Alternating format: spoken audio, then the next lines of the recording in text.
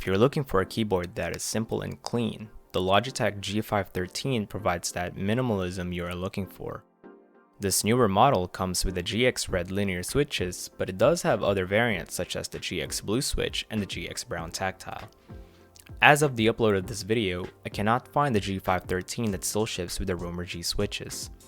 The keyboard is made from an aluminum magnesium alloy that looks really slick, but it does capture dust and might be a little harder to clean depending on your use. I know this matters to some people, so here's the travel distance that the keys provide.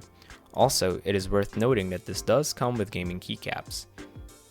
The G513 does include one USB-A pass-through and requires two USB-A slots in order to function correctly, so you might want to make sure you have enough USB slots for this keyboard.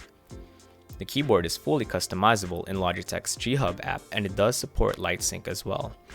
There is a lot of customization options inside the app for the RGB lighting, such as customizing different sets of keys to different colors, and you can also set macro keys for different apps inside G-Hub.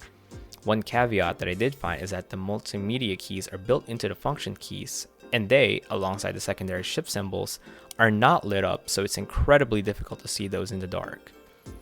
This keyboard does include a nice memory foam palm rest that is detached, so you can place it wherever you want, but I personally prefer the cleaner look of the keyboard without it.